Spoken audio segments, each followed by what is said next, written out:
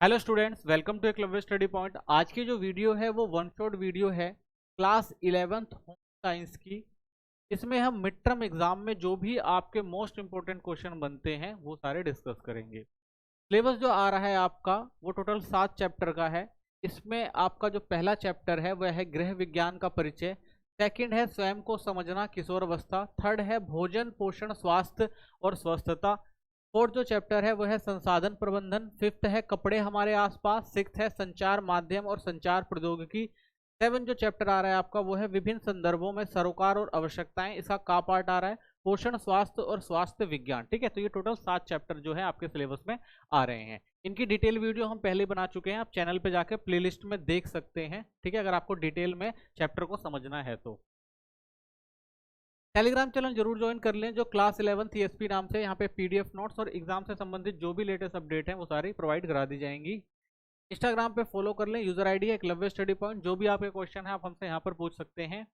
Website जरूर visit करें जो eklavyastudypoint.com नाम से। यहाँ पे आपको हर सब्जेक्ट के जितने भी chapter wise theory notes, MCQ question, short question या लॉन्ग क्वेश्चन बनते हैं वो यहाँ पे भी प्रोवाइड करवा दिए जाए।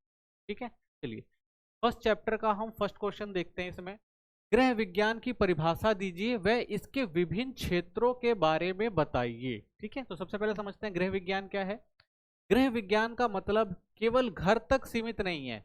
यह एक ऐसा विषय है जो हमें जीवन को बेहतर और गुणात्मक बनाने की शिक्षा देता है। तो हम भाई गृह विज्ञान के अंदर केवल घर और परिवार के बारे में ही नहीं समझते हैं, बल्कि समाज कैसा है और उसको कैसे बेहतर बनाया जा सकता है और कैसे गुणात्मक परिवर्तन लाए जा सकते हैं, ये सारी शिक्षा जो हमें गृह विज्ञान विषय में देखने को मिलती है। तो इसके जो गृह विज्ञान के 5 मुख्य क्षेत्र हैं, तो गृह विज्ञान 5 मुख्य क्षेत्रों को कवर करता है। सबसे पहला आता है मानव विकास। इंसान के शारीरिक मानसिक और सामाजिक विकास से जुड़ा हुआ है। तो गृह विज्ञान किससे जुड़ा हुआ है भाई? मानव विकास से जुड़ा हुआ है, जिसके अंदर क्या आते हैं? शारीरिक मानसिक और सामाजिक विकास आते हैं। दूसरा भोजन और पोषण। स्वस्थ रहने के लिए भोजन और पोषण की जानकारी जो ये विषय हमें देता है। कपड़े और परिधान, वस्त्रों का चुनाव, देखभाल और महत्व को बताता है। संचार और विस्तार, जानकारी और विचारों को सही तरीके से कैसे प्रस्तुत करना है, ये विषय हमें ये भी जानकारी देता है। संसाधन प्रबंधन, यानी जो भी हमारे पास संसाधन है, समय धन और अन्य साधनों का सही उपयोग बताता है। तो किस तरह से भाई हम समय का सही उपयोग कर सकते हैं, धन का उपयोग कर सकते हैं। ठीक है, तो ये सारी समझ भी हमें गृह विज्ञान देता है। ठीक है, तो ये गृह विज्ञान है और ये जो 5 प्रमुख गृह विज्ञान के क्षेत्र हैं। गृह विज्ञान लड़के और लड़कियों दोनों के लिए आवश्यक है। क्यों? ठीक है, अगर एक विषय के रूप में देखें तो कहा जाता है भाई लड़कियों के लिए होता है गृह विज्ञान, लेकिन ऐसा कहना गलत है भाई, ये दोनों के लिए इंपॉर्टेंट है। क्यों गृह विज्ञान लड़के और लड़कियों दोनों के लिए आवश्यक है? क्योंकि यह विषय घर व समाज में जिम्मेदारियां निभाने की क्षमता विकसित करता है। क्योंकि भाई घर और परिवार में दोनों इंपॉर्टेंट है भाई, स्त्री और पुरुष, लड़के और लड़कियां, तो दोनों की क्या जिम्मेदारियां हैं यह विषय बताता है। इससे आत्मनिर्भरता, स्वास्थ्य, पोषण, प्रबंधन और देखभाल के कौशल सीखने को मिलते हैं। यानी एक व्यक्ति क्या करता है भाई, इस विषय में आत्मनिर्भरता को समझता है, स्वास्थ्य को समझता है, पोषण को समझता है। ठीक है ना, किस तरह से संसाधन का प्रबंधन किया जाए, तो ये सारे कौशल जो हैं आपको गृह विज्ञान में सीखने को मिलते हैं। ठीक है, तो ये दोनों के लिए इंपॉर्टेंट है, लड़कों के लिए भी और लड़कियों के लिए भी।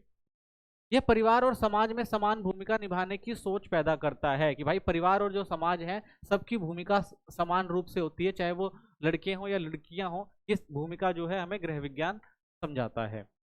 इसमें दोनों समान रूप से शारीरिक मानसिक और सामाजिक विकास होता है। तो इसमें आप देखेंगे भाई दोनों का, ठीक है, चाहे वो लड़का हो चाहे लड़कियां हो, दोनों में जो है शारीरिक मानसिक और सामाजिक विकास देखने को मिलता है, वो उस चीज को समझ सकते हैं। ठीक है, तो इसलिए ये जो विषय है ये दोनों के लिए इंपॉर्टेंट है। ठीक है, नेक्स्ट चैप्टर देखते हैं। इसका जो पहला क्वेश्चन है वह है स्वयं की परिभाषा बताइए। ठीक है, तो स्वयं क्या है? हमारे अनुभव, विचार, सोच और भावनाओं का पूरा रूप जो हमें दूसरों से अलग बनाता है, वही क्या है? स्वयं है। यानी एक व्यक्ति जो है क्या अनुभव करता है, क्या विचार करता है, उसकी भावनाएं क्या है जो उसको दूसरों से अलग बना रही हैं, वो क्या उस व्यक्ति का स्वयं होता है। वास्तविक स्वयं और आदर्श स्वयं में क्या अंतर है? तो देखिए वास्तविक स्वयं क्या होता है? व्यक्ति की असली क्षमता, जो ज्ञान उसके पास है। यानी एक व्यक्ति है, उसकी कुछ क्षमता, हर एक व्यक्ति की अपनी एक क्षमता होती है, अपना एक ज्ञान होता है, तो वो क्या होता है? वो उसका स्वयं होता है। ठीक है, आदर्श स्वयं क्या है? वह क्षमता या गुण जो व्यक्ति के पास होना चाहिए और जिसे पाने की वह इच्छा रखता है। तो आदर्श स्वयं क्या है भाई, एक व्यक्ति जो है अच्छा है, अच्छी चीजें करता है, लेकिन वो सोचता है भाई समाज में मुझे और अच्छा रुतबा मिले, मैं और अच्छी चीजें कर पाऊं, ठीक है, तो ये करूंगा तो लोगों के लिए आदर्श बनूंगा। तो ये सारी चीजें क्या होती हैं, व्यक्ति के आदर्श स्वयं होते हैं, यानी जो उसके पास क्षमताएं होती नहीं वो उसको विकसित करके और एक्सेप्ट करना चाहता है, ठीक है, तो उसे क्या कहा जाता है, आदर्श स्वयं। पहचान के निर्माण पर पड़ने वाले प्रभावों का वर्गीकरण कीजिए, ठीक है, तो पहचान के निर्माण पर कौन कौन से प्रभाव पड़ते हैं। तो सबसे पहले किशोर अवस्था में होने वाले हार्मोनल, यानी एक जो किशोर होता है जब वो धीरे धीरे बड़ा होता है तो उसके शरीर में हार्मोनल चेंज आते हैं। शारीरिक और जैविक परिवर्तन पहचान को प्रभावित करते हैं। तो ये क्या होता है भाई, एक व्यक्ति की जो पहचान को प्रभावित करते हैं, जब वो धीरे धीरे बड़ा होता है तो समाज के बारे में सोचता है, अपने बारे में सोचता है, तो उस समय क्या होता है, व्यक्ति के जो एक किशोर है उसके अंदर हार्मोनल चेंज आते हैं, उसका शारीरिक जो विकास हो रहा होता है और जैविक रूप से भी अंदर बहुत सारी प्रक्रियाएं हो रही होती हैं, तो ये क्या करती हैं, उसकी पहचान को प्रभावित करती हैं। परिवार हो गया, मित्रता और सामाजिक सांस्कृतिक वातावरण पहचान के निर्माण में महत्वपूर्ण भूमिका निभाता है। यानी एक व्यक्ति की जो पहचान जब बनती है परिवार में या मित्रवत समाज में या एक संस्कृति में, तो ये जो वातावरण जो उसका होता है वो भी उसकी पहचान में क्या करता है, महत्वपूर्ण भूमिका निभाता है कि लोग उसे किस तरह से देख रहे हैं, ठीक है ना, किस तरह से पहचान रहे हैं। किशोर की भावनाएं तीव्र और अस्थिर होती है। तो किशोर जो होता है भाई उसकी भावनाएं जो हैं वो बड़ी तीव्र होती हैं, बड़ी जल्दी बदलती हैं, अस्थिर रहती हैं, जिससे पहचान प्रभावित होती है। तो इससे वो क्या करता है भाई, अपनी पहचान को क्या होता है, अलग अलग रूपों में देखने लग जाता है। सोचने समझने और निर्णय लेने की क्षमता बढ़ने से स्वयं की पहचान और स्पष्ट हो जाती है। जब व्यक्ति चीजों को सोचता है, समझता है और निर्णय लेने लग जाता है कि भाई मैं समाज में क्या हूँ, ठीक है ना, लोग मुझे समाज में कैसे पहचानते हैं, तो इससे क्या होता है, वो स्वयं की पहचान को और ज्यादा स्पष्ट कर पाता है। इस प्रकार पहचान का निर्माण जो है वो जैविक, सामाजिक, भावनात्मक और संज्ञानात्मक सभी परिवर्तनों से जो है वो प्रभावित होता है, ठीक है, तो हम कह सकते हैं। नेक्स्ट क्वेश्चन है, शैशव काल के दौरान स्वयं का उल्लेख कीजिए। यानी जब शैशव काल, जब बच्चा पैदा होता है उसके बाद से अगर देखें तो बच्चे की जो स्वयं की पहचान है वह कैसे बनती है। शुरुआती अगर अवस्था की बात करें तो शिशु को यह जानकारी नहीं होती वह दूसरों से अलग है, ठीक है, यानी जब एक बच्चा पैदा होता है उसमें उतनी समझ नहीं होती और उसे पता नहीं होता भाई वो क्या है, उसे अपने शरीर और रूप के बारे में जानकारी नहीं होती, ठीक है, आपने देखा होगा एक बच्चा है वो भाई छोटा है तो उसको अपने शारीरिक और रूप की किसी की जानकारी नहीं है क्योंकि उसके अंदर समझ नहीं होती। जैसे अगर वह अपने हाथ या चेहरे को छूता है तो उसे पता नहीं चलता कि वह उसका ही हिस्सा है, ठीक है, तो उसे उतना भी ज्ञान नहीं होता भाई कि वो अपनी चीजों को ही कई बार छूता है और उसे पता नहीं होता है, ठीक है, कई बार आपने देखो छोटा बच्चे होते हैं वो अपने ही बाल को खींच कर रोने लग जाते हैं, उनको पता ही नहीं होता कि भाई वो बाल खींच रहा है जिसकी वजह से उसको दर्द हो रहा है। लगभग 18 महीने की उम्र तक शिशु स्वयं की छवि को पहचानना शुरू कर देता है, वह मैं, मुझे और मेरा जैसे शब्दों का उपयोग करने लगता है, ठीक है, जैसे बच्चा 18 महीने का हो जाता है वो चीजों को समझता है और चीजों को जानने लग जाता है, ठीक है, तो उसे पता लग जाता है भाई कौन मेरे रिलेटिव हैं तो वो उनके पास जाता है, जो अदर पर्सन होते हैं उनके पास नहीं जाता, वो समझता है कि भाई कौन मेरा है कौन पराया है, तो ये सारी समझ धीरे धीरे बच्चे के अंदर आने लग जाती है 18 महीने की उम्र तक, ठीक है। दूसरे वर्ष तक शिशु खुद को तस्वीर में पहचानने लग जाता है और उसके बाद जो है वो धीरे धीरे जब बच्चा जो है 2 साल तक का हो जाता है तब वो अपने आप को पहचानता है, ठीक है, अगर उसे आप तस्वीर दिखाएंगे तो वो बताएगा भाई ये मैं हूँ, ठीक है, ये मेरे पापा है, ये मेरी मम्मी है, क्योंकि उसको पहचान जो है उसके अंदर धीरे धीरे विकसित होने लग जाती है। नेक्स्ट क्वेश्चन आता है, किशोर अवस्था स्वयं की पहचान के लिए कठिन समय होता है, इस कथन की विवेचना कीजिए, ठीक है, तो ये कथन बिल्कुल सही है भाई, जो किशोर अवस्था होती है वो स्वयं की पहचान के लिए कठिन समय होता है। क्यों? किशोर अवस्था वह अवस्था है जिसमें बच्चा खुद को समझने और अपनी पहचान बनाने की कोशिश करता है, इस समय यह काम कठिन हो जाता है। यानी एक किशोर अवस्था में जब एक बच्चा आता है उसके अंदर शारीरिक, मानसिक और जैविक परिवर्तन आते हैं तो वो क्या करता है भाई, अपनी पहचान समाज में बनाने की कोशिश करता है, जो उसके लिए कठिन समय होता है। इसके कारण पहली बार गहरी सोच, यानी किशोर पहले कभी इतना स्वयं को जानने और समझने की कोशिश नहीं करता, लेकिन इस अवस्था में वह अपनी पहचान के बारे में गंभीर हो जाता है कि भाई मैं कौन हूँ, ये क्या करना है। स्थायी पहचान बनाना, किशोर अवस्था के अंत तक वह यह तय करने लगता है कि वह कौन है और क्या बनना चाहता है, जैसे मैं यह हूँ और मैं यह करना चाहता हूँ। यानी अब क्या होता है, उसकी पहचान जो होती है उसे लगता है भाई कि मुझे कुछ ना कुछ पहचान बनानी पड़ेगी क्योंकि मैं एक समाज में रह रहा हूँ, तो हर समाज में हर किसी की एक पहचान है, तो मुझे भी क्या करनी है, अपनी एक पहचान बनानी है। शारीरिक और सामाजिक बदलाव, इस समय शरीर में तेज बदलाव आते हैं और समाज की अपेक्षाएं बढ़ जाती हैं, जिससे स्वयं की पहचान बनाना और कठिन हो जाता है। तो समाज क्या करता है भाई, या परिवार उसका क्या करता है भाई, उससे अपेक्षाएं रखता है कि मेरा बेटा कुछ बनेगा, कुछ करेगा। तो इसलिए ये जो समय होता है उसके लिए और कठिन हो जाता है, क्योंकि वो क्या करना चाहता है भाई, अपने को समाज में एक दर्जा दिलाना चाहता है। ठीक है। किशोर अवस्था में मित्र मंडली का काफी दबाव होता है, स्पष्ट कीजिए। ठीक है, ये भी भाई सही बात है। किशोर अवस्था में बच्चे अपने दोस्तों के सहयोग और स्वीकार्यता को बहुत महत्व देते हैं, इसलिए मित्र मंडली का दबाव इस समय सबसे ज्यादा होता है। यह दबाव दो तरह के असर डालता है। तो भाई बच्चों पर जो है वो मित्र मंडली का असर पड़ता है। तो बच्चा जैसे मित्र बनाता है उसी के अनुसार अपने आप को ढालना शुरू करता है। तो सकारात्मक प्रभाव क्या पड़ेगा भाई, किसी सही दिशा में आगे बढ़ते हैं, अगर अच्छी काम कर रहे हैं, ठीक है ना, ऐसी संगत में है, ऐसी मित्र मंडली में जो भाई भविष्य को देख के अच्छे काम कर रहे हैं, तो वो भी क्या करेगा भाई, सही दिशा में आगे बढ़ेगा। पढ़ाई, प्रतियोगिता और करियर के प्रति जागरूक होता है। तो भाई वो अगर सारे उनके मित्र अच्छे हैं, वो पढ़ने में अच्छे हैं और वो भविष्य को लेकर चिंतित हैं, तो वो क्या करेंगे भाई, इन्हीं सब चीज़ों पर डिस्कशन करेंगे कि भाई पढ़ाई कैसे करनी है, कौन सी प्रतियोगिता में भाग लेना है, करियर के क्या ऑप्शन चुनने हैं। ठीक है ना। और क्या करते हैं, अच्छे आचरण अपनाते हैं। तो अच्छी संगत जो है वो सकारात्मक प्रभाव डालती है।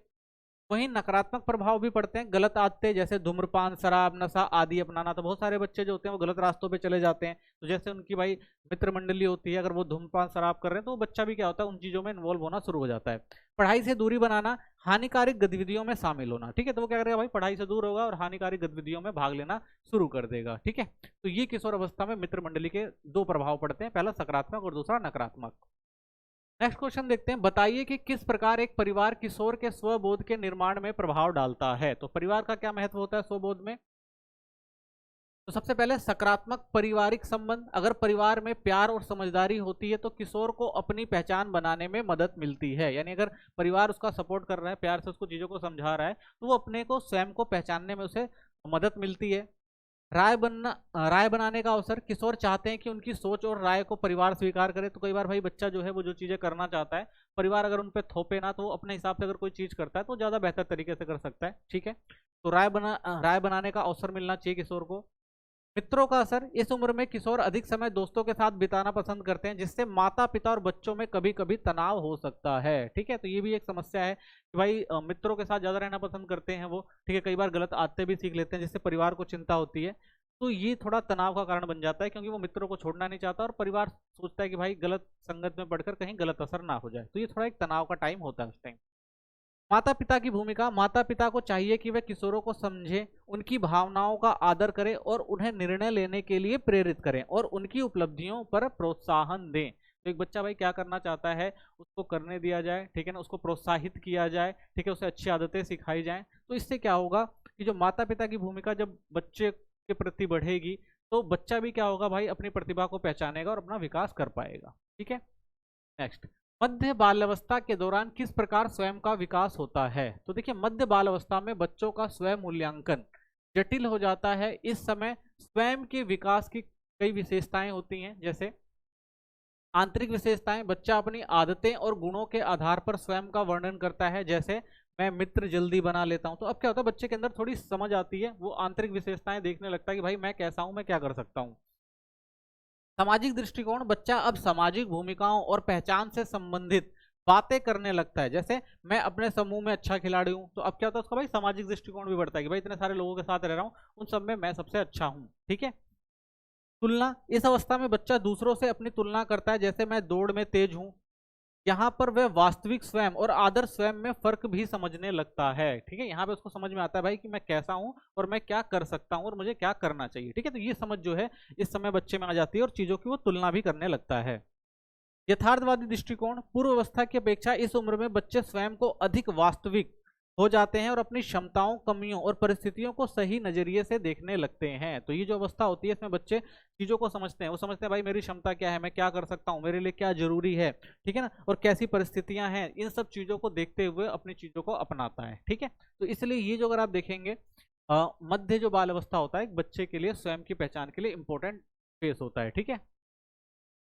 राहुल एक किशोर है, स्वयं काफी दुविधा में प्रतीत होता है, आप उसे क्या सलाह देंगे। तो देखिए, राहुल को समझना चाहिए कि किशोर अवस्था में दुविधा और उलझन होना बिल्कुल सामान्य है। इस समय में वह इन बातों पर ध्यान रख सकता है। सबसे पहले अपनी बात साझा करना, अपनी परेशानी माता पिता, मित्रों या शिक्षकों से साझा करें। हर किसी का समस्याओं को हल करने का तरीका अलग होता है। तो यानी अगर किशोर को भाई अगर कोई समस्या है, ठीक है ना, राहुल को कोई समस्या है, तो वो क्या करे भाई, या तो अपने माता पिता से कंसल्ट करे, ठीक है, या अपने दोस्तों से करे, या अपने टीचर से करे, तो वो उसकी समस्याओं को ज़्यादा अच्छे से बता पाएंगे और उसका हल निकाल पाएंगे। ठीक है। सेकंड, समूह में चर्चा करना, दोस्त या भरोसेमंद लोगों के साथ बात करने से मन हल्का होता है। ठीक है, तो ये भी जरूरी है। तीसरा, भावनाओं पर नियंत्रण, गुस्सा, दुख या तनाव को संभालना सीखना चाहिए। ठीक है, यानी आपके अंदर गुस्सा है, दुख या तनाव है, तो उनको संभालना जो है वो आना चाहिए। ठीक है। किशोर अवस्था में स्वयं के विकास की विशेषताएं क्या हैं? तो किशोर अपने गुणों से स्वयं को बताते हैं, जैसे शांत, संवेदनशील या भावुक। तो भाई जो किशोर है वो अपनी विशेषताओं को खुद पहचानता है अच्छे से कि भाई मैं शांत रहता हूँ, मैं संवेदनशील हूँ, मुझे गुस्सा ज्यादा आता है। वे स्वयं की स्थायी पहचान बनाने में लगे रहते हैं और बड़े जैसा व्यवहार करना चाहते हैं। तो उनको भी लगता है भाई कि वो भी धीरे धीरे बड़े हो गए हैं, तो उनको हर चीज में टोका ना जाए, वो अपने फैसले खुद लें। ठीक है, तो बड़ों जैसा व्यवहार करना चाहते हैं। कई बार उनसे बच्चों की तरह व्यवहार करने को कहा जाता है, जिससे वे भ्रमित हो जाते हैं कि हम बड़े हैं या बच्चे हैं। तो कई बार आपने देखा होगा भाई, जो आप किशोर हैं, अगर कोई काम करने जाते हैं तो आपके माता पिता कहते हैं भाई आप बच्चे हैं, अभी आप ये काम नहीं कर सकते। तो इसका क्या होता है, उनके ऊपर असर पड़ता है कि भाई क्या वाकई में बड़ा हो गया हूँ या अभी भी मैं बच्चा ही हूँ। इस अवस्था में भावनाएं तेजी से बदल जाती हैं। तो बच्चों की भाई भावनाएं तेजी से बदलती हैं, क्योंकि भाई शारीरिक चेंज आ रहे होते हैं, मानसिक चेंज आ रहे होते हैं, तो भावनाएं भी जो है बच्चों की तेजी से बदलती हैं। वे खुद को विरोधी के रूप में बता सकते हैं, जैसे मैं शांत हूँ लेकिन जल्दी गुस्सा हो जाता हूँ। ठीक है, तो ये उनके अंदर स्वयं की एक भावना उत्पन्न होती है। किशोर अपने वास्तविक स्वयं से अधिक आदर स्वयं को महत्वपूर्ण मानते हैं, जैसे अच्छा खिलाड़ी बनने का सपना देखना और उसकी और मेहनत करना। ठीक है, तो इस समय क्या होता है, बच्चे जो होते हैं स्वयं से अधिक क्या करते हैं भाई, आदर्शात्मक जो स्वयं होता है उसको महत्वपूर्ण मानने लगते हैं कि भाई मैं ऐसा करूंगा तो ऐसा हो जाएगा। ठीक है, तो वो अपने जो आदर्श है वो चीजें करना चाहते हैं। किशोर अपने आप में अधिक मगन रहते हैं, उन्हें लगता है कि हर कोई उन्हें देख रहा है, जैसे वे हमेशा मंच पर हूँ। ठीक है, तो किशोरों की हमेशा भाई ये भी चीज रहती है कि उनको ये लगता है कि भाई लोग मुझे देख रहे हैं, मुझे ऑब्जर्व कर रहे हैं। ठीक है, तो वो हमेशा इस गलतफहमी में भी रहते हैं। ठीक है, तो इसलिए वो क्या करते हैं भाई, अपने में मगन रहते हैं, अपना काम करते रहते हैं। ठीक है, नेक्स्ट चैप्टर देखते हैं। अगले चैप्टर का जो पहला इंपॉर्टेंट क्वेश्चन है वो है भोजन और पोषण में अंतर बताइए। ठीक है, तो भोजन क्या है? भोजन ठोस या द्रव पदार्थ होते हैं जिन्हें हम खाते पीते हैं, जो पचने के बाद शरीर को पोषक तत्व देते हैं। चाहे वो द्रव हो सकते हैं, चाहे वो ठोस हो सकते हैं, जिनका हम सेवन कर रहे हैं और सेवन करने के बाद वो हमें क्या दे रहे हैं, पोषण दे रहे हैं। तो वही क्या है, भोजन है।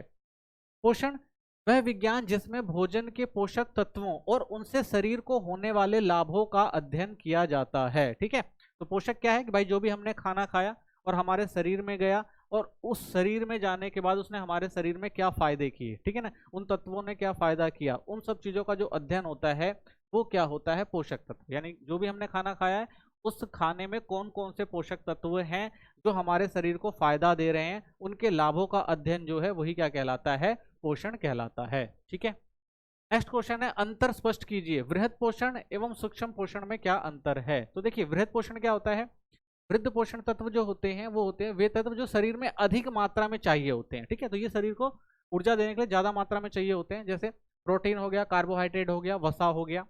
वहीं जो सूक्ष्म पोषक तत्व होते हैं वे तत्व जो शरीर में कम मात्रा में चाहिए होते हैं। ठीक है, उदाहरण जैसे आयोडीन हो गया, लोह तत्व हो गए, खनिज तत्व हो गए, तो ये क्या होते हैं, सूक्ष्म पोषक तत्व होते हैं। ये दोनों शरीर के लिए इंपॉर्टेंट है। नेक्स्ट क्वेश्चन है, आवश्यकता एवं आरडीए में अंतर बताइए। तो देखिए, आवश्यकता क्या है, शरीर स्वस्थ बनाए रखने के लिए पोषक तत्वों की दैनिक न्यूनतम अवस्था, आवश्यकता। ठीक है, तो आवश्यकता का मतलब क्या है भाई, अगर आपको आपके शरीर को स्वस्थ रखना है तो उसके लिए क्या करना चाहिए, आप न्यूनतम जो एक आवश्यकता है एक शरीर को वो देना। ठीक है, तो वो क्या कहलाती है, आवश्यकता कहलाती है। वहीं जब हम आरडीए की बात करते हैं तो आरडीए क्या है, यह केवल आवश्यकता नहीं बल्कि अतिरिक्त सुरक्षा मात्रा भी प्रदान करता है ताकि शरीर हर परिस्थिति में स्वस्थ बना रहे। तो आरडीए क्या करता है भाई, आवश्यकता और प्लस में अतिरिक्त सुरक्षा मात्रा भी देने की बात करता है। ठीक है, यानी अगर हम आरडीए की बात करें तो आरडीए क्या है, एक तो आवश्यकता प्लस अतिरिक्त सुरक्षा मात्रा, कि भाई एक तो आवश्यकता जितनी उतना तो लें, प्लस में एक थोड़ा अतिरिक्त भी रखें ताकि समय आने पर वो भी क्या कर सके, हमारे शरीर को मदद कर सके। ठीक है, तो ये आवश्यकता और आरडीए में अंतर है। संतुलित आहार से आप क्या समझते हैं, इसकी योजना करते समय आप किन बातों का ध्यान रखेंगे? ठीक है, तो संतुलित आहार वह आहार है जिसमें सभी प्रकार के खाद्य पदार्थ उचित मात्रा और अनुपात में शामिल होते हैं, जिससे शरीर को आवश्यक पोषक तत्व, जिसमें कार्बोहाइड्रेट हो गया, प्रोटीन हो गया, वसा हो गया, विटामिन हो गया, खनिज लवण या पानी मिल सके यह अच्छे स्वास्थ्य को बनाए रखने और शारीरिक विकास में सहायता करते हैं। तो संतुलित आहार क्या करेगा भाई, एक ऐसे अनुपात में आप भोजन ग्रहण कर रहे हैं जो आपके शरीर के जितने भी पोषक तत्व हैं वो सबको आपके शरीर को दे रहा है, ठीक है, और आपका शरीर जो है वो स्वस्थ है और आपका शरीर जो है वो अच्छे से विकास कर रहा है, तो उसे क्या कहा जाता है, संतुलित आहार। संतुलित आहार की योजना बनाते समय ध्यान में रखने योग्य बातें, तो सबसे पहले इसमें सभी प्रकार के खाद्य पदार्थ शामिल हों। तो जब भी आप संतुलित आहार बनाएं तो उसमें हर प्रकार के खाद्य पदार्थों का शामिल होना जरूरी है। सभी पोषक तत्व आरडीए के अनुसार हों, तो भाई जो भी हमें आवश्यकता है और प्लस में जो अतिरिक्त मात्रा की आवश्यकता है उनको ध्यान में रखना चाहिए। पोषक तत्व उचित अनुपात में हो और अतिरिक्त सुरक्षा मात्रा भी उपलब्ध कराएं, ठीक है, तो जो हम पोषक तत्व ले रहे हैं वो एक अच्छे अनुपात और उचित मात्रा में होने चाहिए। सबसे अच्छे स्वास्थ्य और रोग प्रतिरोधक क्षमता को बनाए रखें, तो ऐसा भाई ऐसे पोषक तत्वों को लेना है, ऐसे आहार को लेना है जो हमें स्वस्थ और रोग प्रतिरोधक हो, ठीक है, यानी अगर कोई रोग हमारे शरीर में आए तो उससे लड़ने की क्षमता रखें, ऐसे जो है पोषक तत्व लेने चाहिए। शरीर की लंबाई और उम्र के अनुसार उचित शारीरिक वजन बनाए रखें, तो भाई जैसा आपका शरीर है उसी के हिसाब से जो लंबाई है वजन को उसी तरह मेंटेन करना जरूरी है, ठीक है। इस प्रकार संतुलित आहार शरीर के संपूर्ण विकास और स्वास्थ्य के लिए आवश्यक है। तो हम कह सकते हैं भाई अगर ये सारी सावधानियां हम बरतेंगे तो हमारा जो शरीर है वो स्वस्थ रहेगा और सारे पोषक तत्व अगर हम लेंगे तो हमारा जो है संतुलित आहार शरीर को स्वस्थ और विकासात्मक बनाएगा। किशोर में डाइटिंग की समस्या काफी दिखाई पड़ती है, बताइए किस प्रकार किशोर को समस्या के प्रति जागरूक किया जा सकता है। ठीक है, तो देखिए किशोरों में मोटापा एक गंभीर समस्या बनी जा रही है। अक्सर देखा जाता है कि सामान्य वजन वाले किशोर भी डाइटिंग करते हैं क्योंकि वो सोचते हैं कि पतला होना फैशन में है। ठीक है, तो ये उनकी एक गलतफहमी आपको देखने को मिलती है। मीडिया से भी किशोरों को शरीर का वजन कम करने के संदेश मिलते हैं, लेकिन बिना विशेषज्ञों की देखरेख के डाइटिंग करना हानिकारक हो सकता है। तो भाई मोटापे को लोग जो गलत मानते हैं और क्या करते हैं भाई, पतलेपन को लोग कहते हैं भाई ज्यादा अच्छी चीज होती है, तो एक फैशन चलता है, तो उसी में युवा जो होते हैं वो कूद पड़ते हैं, डाइटिंग करने लग जाते हैं। उन्हें डाइटिंग का अनुभव नहीं होता, उन्हें पता नहीं होता भाई कि डाइटिंग किस तरह से करनी चाहिए, विशेषज्ञों की राय पे करनी चाहिए। कई बार डाइटिंग में वो जो पोषक तत्व है वो भी नहीं ले पाते, जिससे हमारा शरीर जो होता है और ज्यादा बेकार हो जाता है और बच्चे क्या होते हैं, बीमार भी पड़ जाते हैं। ठीक है, तो इसलिए जब भी आप डाइटिंग लें तो विशेषज्ञों की सलाह जरूर लें। ठीक है, तो डाइटिंग करते समय विशेषज्ञों की जो देखरेख में और सलाह लेना जो है वो जरूरी है। किशोरों को डाइटिंग की समस्या के प्रति जागरूक करने के उपाय, सबसे पहले डाइट शब्द के बजाय स्वस्थ खान पान की आदतों को बढ़ावा देना चाहिए। ठीक है, कि भाई डाइट लेना जरूरी नहीं है, स्वस्थ खाना खाना जरूरी है। जीवन में नियमित रूप से स्वस्थ जीवन शैली और संतुलित आहार पद्धति अपनाने के लिए प्रेरित करना चाहिए। ठीक है, तो हमें क्या करना भाई, स्वस्थ जीवन शैली अपनानी है और संतुलित आहार पद्धति को अपनाना है। भोजन संबंधी अच्छी आदतें विकसित करनी चाहिए, जैसे कच्चे फल, सब्जियां और पोषक तत्वों से भरपूर भोजन का सेवन करना चाहिए। ठीक है, तो हमें क्या करना भाई, भोजन संबंधित आदतें बदलनी है और हमें जो कच्चे फल होते हैं, सब्जियां होती हैं, इनमें जो पोषक तत्व ज्यादा होते हैं वो ग्रहण करना चाहिए भोजन के रूप में। नियमित व्यायाम और शारीरिक गतिविधियों को भोजन के साथ जरूरी बताना चाहिए। ठीक है, तो व्यायाम करना भी जरूरी है, पोषक तत्वों के साथ साथ व्यायाम भी जरूरी है। ठीक है, शारीरिक गतिविधि भी जरूरी है, तभी जो है हमारा शरीर जो है स्वस्थ रह सकता है। तो इस प्रकार किशोरों को समझाना चाहिए कि स्वस्थ आहार और नियमित व्यायाम ही अच्छे स्वास्थ्य और आकर्षक व्यक्तिगत की असली कुंजी है, ना कि असुरक्षित डाइटिंग। ठीक है, तो आपको क्या करना भाई, अच्छा खाना है और अच्छा व्यायाम करना है, तभी आपका शरीर जो है वो स्वस्थ रहेगा। ठीक है, किशोर अवस्था में उत्पन्न होने वाली खानपान संबंधी गलत व्यवहारिक आदतों के बारे में विस्तार पूर्वक लिखिए। ठीक है, तो देखिए किशोर अवस्था में खानपान संबंधित गलत व्यवहारिक आदतें जो है, सबसे पहला, किशोर अवस्था वह अवस्था है जब बच्चे तेजी से शारीरिक, मानसिक और सामाजिक बदलावों से गुजरते हैं। इसी समय खानपान संबंधी कई प्रकार की गलत आदतें भी विकसित होती हैं, जिन पर ध्यान देना आवश्यक है। यानी बच्चे जैसे जैसे बड़े होते हैं वो घर का खाना छोड़कर बाहर की चीजों पर ज्यादा, खाने पर ज्यादा ध्यान देने लगते हैं, तो इससे क्या होता है, उनका स्वास्थ्य बिगड़ता है। एंड्रोफीजिया नॉर्वेसा, ठीक है, यह एक गंभीर खानपान संबंधी विकार है। किशोर अपनी शारीरिक छवि को लेकर अत्यधिक संवेदनशील हो जाते हैं और खुद को मोटा समझने लग जाते हैं। इसके कारण वे भोजन कम कर देते हैं, जिससे कुपोषण और आत्मविश्वास की कमी हो जाती है। तो बच्चों को लगता है भाई कि हमारा शरीर तेजी से बढ़ रहा है, तो हम क्या करते हैं भाई, डाइटिंग शुरू कर देते हैं, खाना कम शुरू कर देते हैं, तो जिससे क्या होगा, हमारा शरीर अच्छा होगा। लेकिन उससे क्या होता है भाई, कुपोषण हो जाता है कई बार, और उनका जो आत्मविश्वास भी है वो धीरे धीरे कम हो जाता है। तो अत्यधिक वजन को कम होने पर स्थिति जीवन घातक भी हो सकती है। यानी अगर आपने अत्यधिक वजन भी घटा लिया तो वो भी आपके शरीर के लिए क्या हो सकता है, नुकसानदेह हो सकता है। दूसरा आता है बुलिमिया। इस विकार में किशोर अपनी शारीरिक छवि से संतुष्ट नहीं रहते, वे वजन घटाने के असफल प्रयासों के बाद बार बार अत्यधिक भोजन करते हैं। तो भाई वो कई बार कोशिश करते हैं भाई उनका वजन घट जाए, नहीं घटता, तो बार बार क्या करते हैं वो अधिक भोजन करते हैं, और अधिक भोजन करने पर उल्टी करके उसे बाहर निकाल देते हैं। तो ज्यादा भोजन हो जाता है तो क्या करते हैं भाई उल्टी करके उसे बाहर निकालने की कोशिश करते हैं। तो इससे गंभीर परिणाम हो सकते हैं, जैसे शरीर में ऐंठन आ सकती है, गुर्दे की खराबी, हृदय गति का असामान्य होना, दांतों में विकार होना। ठीक है, तो इसलिए जो भी ये समस्याएं, इन समस्याओं को एक प्रशिक्षित जो डॉक्टर है उससे सलाह लेकर करना चाहिए ये सारी चीजें। ठीक है, तो नहीं तो इसके क्या हो सकते हैं भाई गंभीर परिणाम भी हो सकते हैं। बचाव के उपाय क्या हैं? किशोरों को अपनी शारीरिक छवि से संतुष्ट होना चाहिए भाई, जैसा भी व्यक्ति का शरीर है उसमें वो संतुष्ट रहे। स्वयं का सम्मान और महत्व देना चाहिए, यानी अपने को सम्मान की दृष्टि से देखे और अपने को महत्व दे। ठीक है, हमेशा संतुलित आहार और पर्याप्त मात्रा में रेशे लेना चाहिए। ठीक है, तो अच्छा खान पान बनाना। सकारात्मक सोच और सक्रिय जीवन शैली अपनानी चाहिए, तो जो उसकी सोच है वो हमेशा सकारात्मक होनी चाहिए और एक सक्रिय जीवन शैली उसे अपनानी चाहिए। ठीक है, तो कह सकते हैं भाई किशोर अवस्था में सही खान पान और सकारात्मक सोच अपनाकर जो भी विकार हैं उनसे बचा जा सकता है और स्वस्थ जीवन जिया जा सकता है। ठीक है, नेक्स्ट क्वेश्चन देखते हैं, किशोर अवस्था में अनीमिया के मामले काफी बढ़ रहे हैं, इस कथन को स्पष्ट करें। तो देखिए किशोर अवस्था में अनीमिया की समस्या आज के टाइम में बहुत देखने को मिलती है। किशोर अवस्था में एनीमिया का प्रभाव विशेष रूप से देखा जाता है। लड़कियों में यह समस्या लड़कों की तुलना में अधिक पाई जाती है।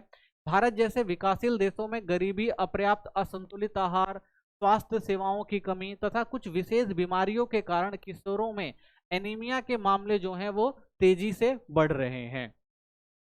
एनीमिया बढ़ने के मुख्य कारण क्या है? तो देखिए लोह तत्व, आयरन की कमी वाला भोजन खाया जा रहा है। ठीक है, गरीब और पोषण की कमी, तो लोगों में गरीबी ज्यादा है तो वो जो पोषण आहार है वो नहीं ले पाते हैं। स्वास्थ्य सेवाओं की अनुपलब्धता, तो हमारे देश के अंदर आप देखेंगे ग्रामीण स्तरों पर या छोटे स्तरों पर आप देखेंगे स्वास्थ्य सेवाएं उतनी उपलब्ध नहीं है। ठीक है, जिससे उनको इन सब चीजों से अवगत कराया जा सके, बीमारियों से।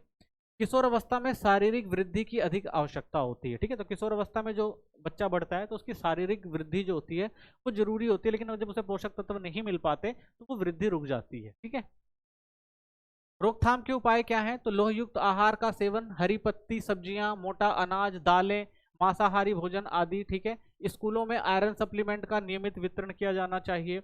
जनसंचार माध्यमों और कार्यक्रमों के द्वारा एनीमिया के बारे में जागरूकता फैलाना, संतुलित आहार व पोषण शिक्षा को बढ़ावा देना। ठीक है, तो इन सब अगर उपायों को कर लिया जाएगा तो भी हम जो समस्याएं उनसे निपट सकते हैं। ठीक है, तो संतुलित आहार और उचित जागरूकता से किशोरों को एनीमिया की समस्या को काफी हद तक रोका जा सकता है। नेक्स्ट क्वेश्चन है, खाद्य वर्ग के प्रयोग से संतुलित भोजन की योजना बनाना किस प्रकार सरल हो जाता है, स्पष्ट रूप से समझाइए। ठीक है, देखिए खाद्य वर्ग के प्रयोग से संतुलित भोजन की योजना बनाना सरल हो जाता है क्योंकि इसमें सभी प्रकार के आवश्यक पोषक तत्व शामिल होते हैं। तो आपने अगर भाई बना लिया खाद्य वर्ग तो उससे क्या होगा, जो भी जरूरत आपके पोषण के लिए संतुलित भोजन है वो सारी चीजें क्या हो जाएंगी, इसके अंदर आ जाएंगी, पोषक तत्व आ जाएंगे। तो इससे क्या होगा, आपका शरीर जो है वो स्वस्थ रहेगा। प्रत्येक खाद्य वर्ग की उचित मात्रा में खाद्य पदार्थ चुनने पर शरीर को ऊर्जा, प्रोटीन, विटामिन और खनिज संतुलित रूप मिल जाते हैं। ठीक है, तो आपने भाई एक अगर प्रत्येक खाद्य वर्ग यानी जो भी आपके शरीर के जरूरी है, चाहे वो ऊर्जा हो, प्रोटीन हो, विटामिन हो या खनिज हो, तो इन सबको आप संतुलित रूप से अगर एक खाद्य वर्ग बनाकर इस्तेमाल करते हैं तो आपका शरीर जो रहेगा वो क्या रहेगा, स्वस्थ रहेगा। उदाहरण के लिए अनाज और दालें पर्याप्त मात्रा में, फल व सब्जियां भरपूर मात्रा में, दूध व मांस सीमित मात्रा में तथा तेल और शक्कर अल्प मात्रा में लेने से आहार संतुलित और स्वास्थ्यवर्धक बनता है। ठीक है, तो इन सब चीजों को याद रखना है खाद्य वर्ग बनाते टाइम। अब चैप्टर नंबर 4 देखते हैं। चैप्टर नंबर 4 का जो फर्स्ट क्वेश्चन है वो है, मानव संसाधनों से आप क्या समझते हैं, उदाहरण सहित बताइए। तो देखिए मानव संसाधन से तात्पर्य व्यक्ति के ज्ञान, ऊर्जा, कौशल और क्षमता से है जिनका प्रयोग किसी भी कार्य या लक्ष्य को पूरा करने में किया जाता है। किसी भी कार्य को करने के लिए ज्ञान की आवश्यकता होती है, कार्य करने की शक्ति होनी चाहिए और इसे सही ढंग से करने के लिए कौशल भी होना चाहिए। तो इसे क्या कहा जाता है, यानी जो व्यक्ति है जिसके पास क्या है भाई, ज्ञान है, ऊर्जा है, कौशल और क्षमता है, तो वही क्या है, एक मानव का संसाधन है। उदाहरण के तौर पर आप कह सकते हैं कि शिक्षक अपने ज्ञान कौशल का उपयोग कर विद्यार्थियों को शिक्षित करता है, वैसे ये किसान अपनी मेहनत, ऊर्जा और अनुभव का उपयोग खेती में खेती करने के लिए करता है। ठीक है, तो हम कह सकते हैं ना भाई कि हर व्यक्ति के पास मौजूदा जो भी ज्ञान, कौशल और ऊर्जा है वही उसका क्या है, मानव संसाधन है। संसाधन प्रबंधन से आप क्या समझते हैं? तो देखिए, सभी संसाधन सीमित होते हैं, इसलिए उनका सही उपयोग जरूरी है। लक्ष्य और उद्देश्यों को शीघ्र और दक्षता से पाने के लिए संसाधनों का प्रबंधन आवश्यक होता है। तो सीमित संसाधन है भाई, और अगर हमें सीमित संसाधनों में अपने लक्ष्य और उद्देश्यों को पूरा करना है तो उन संसाधनों का प्रबंधन भी जो है वो जरूरी हो जाता है। संसाधनों के दुरुपयोग और बर्बादी को रोकने के लिए प्रबंधन करना चाहिए। तो भाई कई बार हम संसाधनों का दुरुपयोग कर रहे हैं जो भविष्य में क्या हो सकती है, मुश्किल ला सकते हैं, इसलिए भी उनका प्रबंधन जरूरी है। प्रभावी प्रबंधन से धन, समय आदि का उपयोग सही दिशा में होता है और बेहतर परिणाम मिलते हैं। ठीक है, अगर हम संसाधन का अच्छे से प्रबंधन करके कोई भी काम कर रहे हैं तो इससे क्या होगा भाई, धन, समय और सही दिशा में जो है वो काम होगा और परिणाम भी अच्छे मिलेंगे। प्रबंधन प्रक्रिया के चरणों की जानकारी दीजिए और प्रत्येक चरण को स्पष्ट करने हेतु एक उदाहरण दीजिए। ठीक है, तो प्रबंधन प्रक्रिया क्या होती है? देखिए, प्रबंधन प्रक्रिया के 5 प्रमुख चरण होते हैं। प्रत्येक चरण का अपना महत्व है और उदाहरणों के माध्यम से इन्हें स्पष्ट किया जा सकता है। जैसे देखिए, नियोजन। तो किसी भी प्रबंधन प्रक्रिया में सबसे इंपॉर्टेंट चीज होती है नियोजन। इसमें यह तय किया जाता है कि कौन सा कार्य करना है, कैसे करना है और किन संसाधनों का प्रयोग करना है। जैसे विद्यालय में वार्षिक महोत्सव की तैयारी होती है तो 2 महीने पहले कार्यक्रम की योजना बनाई जाती है कि भाई किस तरह से कार्यक्रम होगा। ठीक है, नियोजन किया जाता है। फिर होता है आयोजन। इसमें इसमें योजनाओं को अमल में लाने के लिए आवश्यक संसाधनों को इकट्ठा करके व्यवस्थित किया जाता है कि भाई अब हमें क्या करना है, हमने नियोजन कर लिया है, अब हमें क्या करना है, इसका आयोजन करना है। तो आयोजन करने के लिए क्या पड़ेगी, हमें संसाधनों की जो है वो जरूरत पड़ेगी, उन्हें इकट्ठा करना है। तो उदाहरण के लिए वार्षिक महोत्सव के लिए जैसे कुर्सियां हो गई, सजावट हो गया, भोजन, अतिथियों की व्यवस्था करना, तो ये सारा किसके अंदर आएगा, आपका आयोजन के अंदर आएगा। थर्ड होता है कार्यान्वयन। तो कार्यान्वयन क्या होता है, इस अवस्था में योजना अनुसार व्यवस्थित कार्य किया जाता है। यानी जो भी आपने नियोजन किया था उसके बाद जो योजना बनाई थी, अब उस योजना को सही से कैसे लागू करना है, ठीक है ना, वास्तविक कार्य कैसे करने हैं, वो जो है हमारा कार्यान्वयन कहलाता है। तो वार्षिकोत्सव के दिन कार्यक्रम का संचालन करना, यानी जिस दिन के लिए आपने सारी योजना बनाई थी उस दिन पे वो सारी चीजें करना। नियंत्रण, इसमें कार्य की निगरानी की जाती है और सुनिश्चित किया जाता है कि कार्य योजना के अनुसार हो रहा है या नहीं। तो नियंत्रण का मतलब क्या है भाई, कि जो भी आपने काम तय किया था, जो भी काम आप कर रहे हैं, क्या वो सही से हो रहा है कि नहीं हो रहा है, कहीं उसमें कोई कमी तो नहीं रह गई है। ठीक है, उदाहरण, यदि निर्धारित 5 अतिथियों के साथ स्थान पर 6 अतिथि आ जाएं तो उसके लिए तुरंत भोजन और बैठने की व्यवस्था करना। ठीक है, यानी आपने जो योजना बनाई थी उस योजना के तहत अगर कुछ ऐसी चीजें हो जाएं जो आपने एक्सेप्ट नहीं करी थी तो उसके लिए भी जो है आपको तैयार रहना चाहिए कि भाई अगर 5 लोग बुलाए थे और 6 लोग आ गए तो उनके लिए भी आपको तैयार रखना चाहिए। ठीक है, उस समय में मूल्यांकन करना, यह अंतिम चरण है जिसमें पूरे कार्य की सफलता या सफलता का आकलन किया जाता है। ठीक है, जब कार्यक्रम समाप्त हो जाता है तो उसका क्या करना भाई, मूल्यांकन करना कि आपने जो काम किया था क्या वो सही से हुआ या नहीं हुआ, या कोई कमी तो नहीं रह गई। तो उदाहरण, वार्षिकोत्सव के बाद यह देखना कि सब कुछ योजना के अनुसार हुआ या नहीं और भविष्य के लिए सुधार बिंदु पहचानना कि भाई जो आपने काम, जो आप जिस चीज का आपने आयोजन किया था क्या वो बिल्कुल सही से हुआ या नहीं हुआ, अगर कुछ कमियां रह गई तो भविष्य में किस तरह से हम क्या कर सकते हैं, उस कमी को दूर कर सकते हैं। ठीक है, तो ये पूरी क्या होती है, प्रक्रिया होती है प्रबंधन की। ठीक है, नेक्स्ट क्वेश्चन आता है, संसाधन को 3 विभिन्न प्रकारों में वर्गीकृत करें और प्रत्येक संसाधन की परिभाषा बताएं तथा 2-2 उदाहरण भी दें। ठीक है, तो संसाधन के प्रकार देखते हैं, तो 3 प्रकार के हैं। सबसे पहला आता है आपका मानव और गैर मानव संसाधन।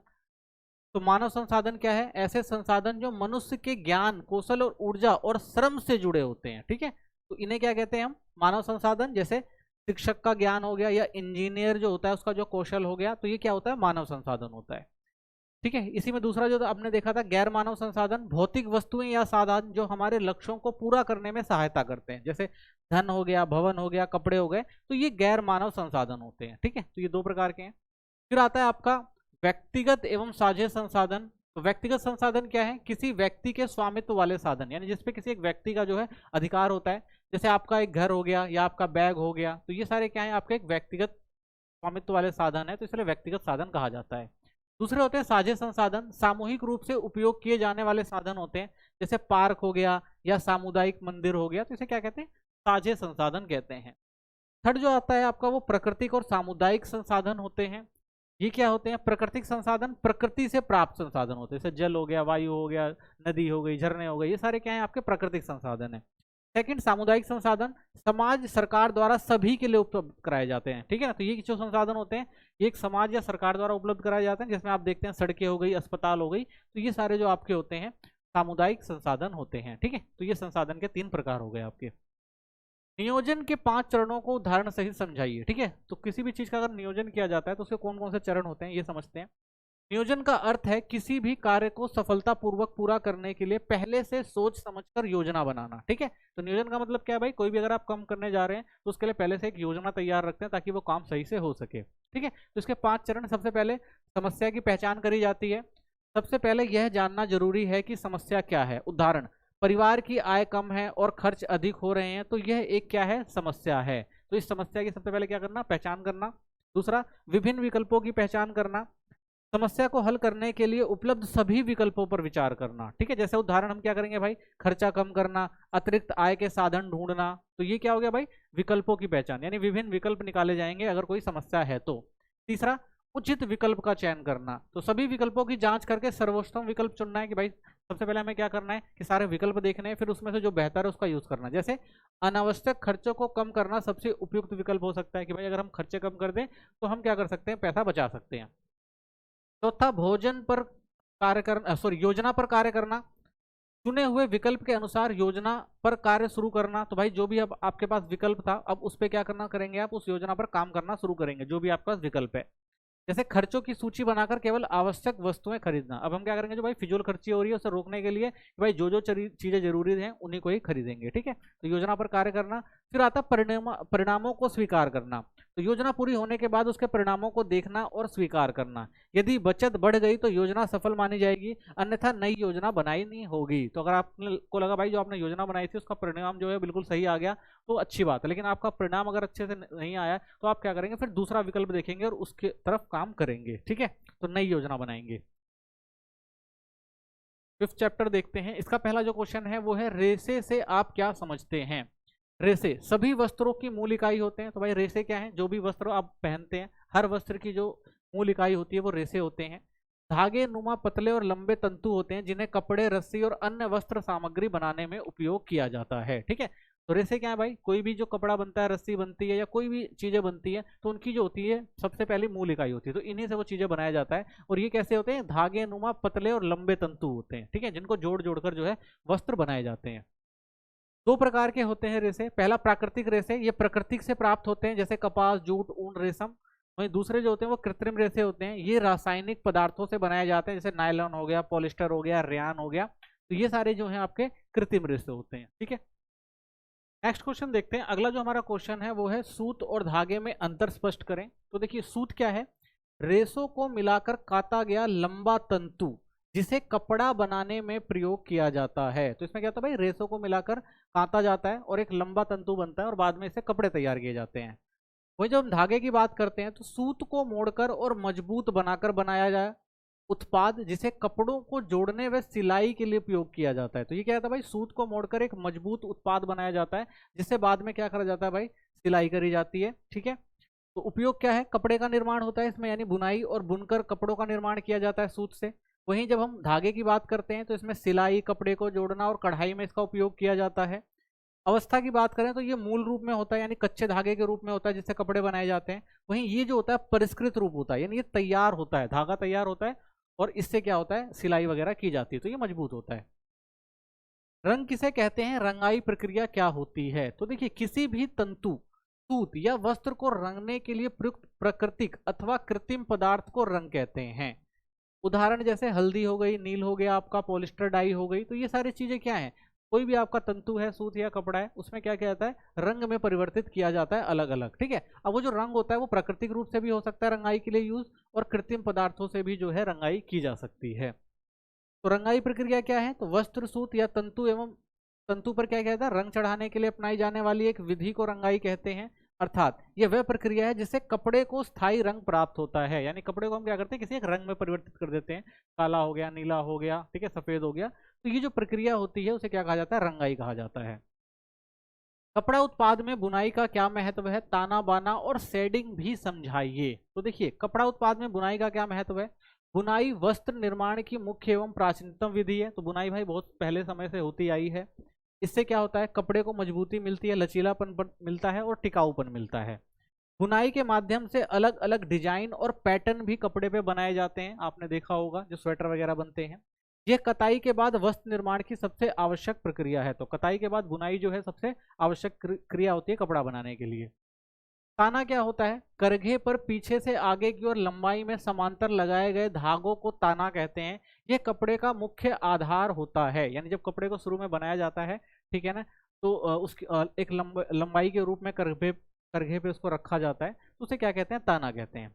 बाना क्या होता है? ताने के आर पार बुने जाने वाले धागे को बाना कहते हैं। यह ताने के साथ मिलकर कपड़े की संरचना पूरी करता है। ठीक है, तो इस तरह से ताना हो गया, इस तरह से बाना हो गया। शेडिंग क्या होती है? बुनाई की वह प्रक्रिया जिसमें करघे पर लगे ताने कुछ धागों को ऊपर नीचे उठाया जाता है। इसका उद्देश्य कपड़े में डिजाइन और पैटर्न बनाना होता है। तो शेडिंग का मतलब क्या होता है भाई? जैसे मान लीजिए ये ऐसे डिजाइन बना दिया गया, तो इस तरह के जो डिजाइन जो कपड़े में बनाए जाते हैं उसे क्या कहा जाता है? शेडिंग कहा जाता है। ऊनी रेशों के वस्त्रों के लिए उपयोगिता का उल्लेख करें। तो ऊनी रेशे के जो वस्त्र होते हैं उनकी उपयोगिता क्या है? ऊनी वस्त्र ताप के कुचालक होते हैं, इसलिए इन्हें सर्दियों में पहना जाता है। तो सर्दियों में ये आरामदायक होते हैं। इसमें सिलवटें नहीं पड़ती, जिससे ये लंबे समय तक अच्छे बने रहते हैं। इन्हें कम धोने और कम इस्त्री करने की आवश्यकता होती है। विशेष परीक्षक द्वारा ऊनी वस्त्रों को सिकुड़न रोधी बनाया जा सकता है। ठीक है, तो इसे क्या कहते हैं भाई? अच्छा जो परीक्षक होता है, जो फिनिशिंग करी जाए, तो ये क्या होते हैं? सिकुड़न रोधी बन जाते हैं। उचित परीक्षण से इनमें कीड़ा लगने का डर भी नहीं रहता, जिससे इनका रखरखाव आसान हो जाता है। ठीक है, तो अगर अच्छे से इनको रखा जाए प्रशिक्षण तरीके से, तो ये लंबे समय तक बचे रहते हैं, इसमें कीड़े वगैरह भी नहीं लगते। ठीक है, रेशम के रेशों की वस्त्रों के लिए उपयोगिता का उल्लेख करें। ठीक है, तो नेक्स्ट क्वेश्चन ये हमारा। तो रेशों के रेशम के वस्त्रों के लिए उपयोगिता क्या है? सबसे पहले रेशम सुंदर, आकर्षक, कोमल और महंगा वस्त्र है, इसलिए विशेष अवसरों पर अधिक उपयोग होता है। तो देखने में सुंदर होता है भाई, आकर्षक होता है, महंगा भी है, तो विशेष अवसरों पर यूज किया जाता है, डेली पहनने के लिए यूज नहीं करते लोग इसका। यह ताप का कुचालक है, इसलिए सर्दियों में गर्म रखता है। रेशमी वस्त्रों में चमक और लचक होती है, इन्हें आकर्षक बनाती है। जो रेशम वस्त्रों पर रंग आसानी से चढ़ते हैं और ये रंग लंबे समय तक टिके भी रहते हैं। इसमें सिलवटें नहीं पड़ती, इसलिए बार बार इस्त्री करने की आवश्यकता भी नहीं होती इन्हें। यह वस्त्र बहुत हल्के और आरामदायक होते हैं। ठीक है, तो ये रेशम के वस्त्रों की जो विशेषताएं हैं। वस्त्रों में परिसज्जा का क्या महत्व है? तो देखिए, वस्त्र निर्माण की अंतिम प्रक्रिया को परिसज्जा कहते हैं, जिसमें कपड़े के बाहरी रूप को आकर्षक और उपयोग बनाया जाता है। यानी जो आप कपड़ा पहन रहे हैं उसको बाहरी रूप से सुंदर और अच्छा दिखने के लिए जो बनाया जाता है, उसे क्या कहा जाता है? वस्त्रों की परिसज्जा कहा जाता है। कताई और बुनाई के बाद कपड़ा गंदा, मैला और खुरदरा दिखाई देता है, जिसे प्रो वस्त्र भी कहा जाता है। ठीक है, जब कताई होती है, बुनाई होती है, उसे बनाया जाता है, तो कई बार जो कपड़ा होता है कई प्रक्रियाओं से गुजरता है, वो खराब हो जाता है, तो उसे ठीक करने को ही क्या कहते हैं? वस्त्रों की परिसज्जा कहते हैं। इस स्थिति में कपड़ा आकर्षक नहीं होता, इसलिए कोई भी उपभोक्ता उसे खरीदना पसंद नहीं करेगा। ठीक है, यानी अगर जिस समय वो जिस प्रोसेस से बनकर गुजरा है, अगर वैसा का वैसा कपड़ा आप मार्केट में ले आएंगे तो वो देखने में अच्छा लगेगा नहीं, तो उसे कोई खरीदेगा नहीं। परिसज्जा की प्रक्रिया कपड़े को साफ सुथरा, मुलायम और सुंदर बना देती है। तो परिसज्जा में कपड़ा आपको भाई साफ सुथरा और मुलायम देखने में अच्छा लगता है। इससे वस्त्र उपभोक्ता की पसंद और उपयोग के अनुसार अनुरूप हो जाते हैं। तो इससे भाई जो पसंद है किसी भी ग्राहक को कपड़े, उस तरह से उसको डिजाइन और बनाया जाता है ताकि वो जल्दी बिक सके। ऊन की बुनाई से आप क्या समझते हैं? निटिंग वाले कपड़े के वस्त्रों के लिए उपयोगिता का उल्लेख करें। ठीक है, तो ऊन की बुनाई या निटिंग वह प्रक्रिया है जिसमें सुइयां द्वारा ताना और बाना के धागों को आपस में फंदों के रूप में गूंथ कर कपड़ा तैयार किया जाता है। ठीक है, तो आपने देखा होगा भाई स्टिक होती हैं दो, और उन स्टिक से क्या किया जाता है? ऊन को जो है वो बुनाई की जाती है। निटिंग वाले कपड़े के वस्त्रों के लिए उपयोगिता। तो निटिंग से बने कपड़े तेजी से तैयार किए जा सकते हैं। ठीक है, इनमें फंदे होने के कारण अधिक लचक होती है। ये कपड़े सुनम्य और आरामदायक होते हैं, इसलिए अंदर पहने जाने वाले वस्त्र जैसे बनियान, अंडरवियर, जुराबे बनाने में क्या होती हैं? ये उपयोगी हैं। ये सरंध्र होते हैं, जिससे इनमें वायु का आवागमन आसानी से हो जाता है। ठीक है, और निटिंग वाले कपड़े खेल कूद और व्यायाम के दौरान पहने जाने वाले वस्त्रों के लिए विशेष रूप से उपयुक्त किए जाते हैं। ठीक है, तो ये निटिंग वाले कपड़ों की विशेषताएं हैं। जाल व लेस में अंतर स्पष्ट करें। तो जाल और लेस क्या होता है? तो देखिए, जाल क्या है? यह खुले जालीदार कपड़े होते हैं जिनमें सूतों के बीच ज्यामितीय अंतराल होते हैं। तो जाल का मतलब क्या है? आपने देखा होगा जो कपड़े होते हैं, ठीक है ना, वो बिल्कुल ऐसे जाल की तरह कपड़े आपको देखने को मिलेंगे। ठीक है, लेस क्या होते हैं? ये सजावटी कपड़े होते हैं जिनमें सूत के जाल पर सूक्ष्म डिजाइन बनाए जाते हैं। ठीक है, वहीं लेस क्या होता है भाई? ये जो कपड़े होते हैं इसमें आप देखेंगे ऐसे डिजाइन बना दिए जाते हैं, ये जो होते हैं वो क्या होते हैं? लेस होते हैं। सूत को हाथ या मशीन से आपस में गांठ बांधकर बनाया जाता है, तो इसे हाथ से ही बनाया जा सकता है, मशीनों से भी। सूत बांटने, अंतर बुनाई, आर पार बुनाई और गांठ बांधने की मिश्रित प्रक्रियाओं से तैयार होता है। तो सूत जो होता है भाई, उसमें ऊपर नीचे या आगे पीछे करके भाई इसके अंदर डिजाइन बनाया जाता है। मुख्य विशेषताएं, सिर्फ जाली बनती है, सजावट नहीं होती। तो ये सिर्फ क्या होता है, नॉर्मल जाली वाले होते हैं, इसमें कोई सजावट नहीं होती। सजावटी और आकर्षक डिजाइन तैयार होते हैं। इसमें क्या होता है भाई, सुंदर और आकर्षक डिजाइन बनाए जाते हैं। आपने देखा होगा भाई नेट के ऊपर जो डिजाइन बनाया जाता है, ठीक है ना, कपड़ा होगा, उस कपड़े के ऊपर आप अलग से ऊपर डिजाइन देखते हैं। उपयोग, मच्छरदानी, जालीदार कपड़े आदि बनाने में इसका यूज होता है।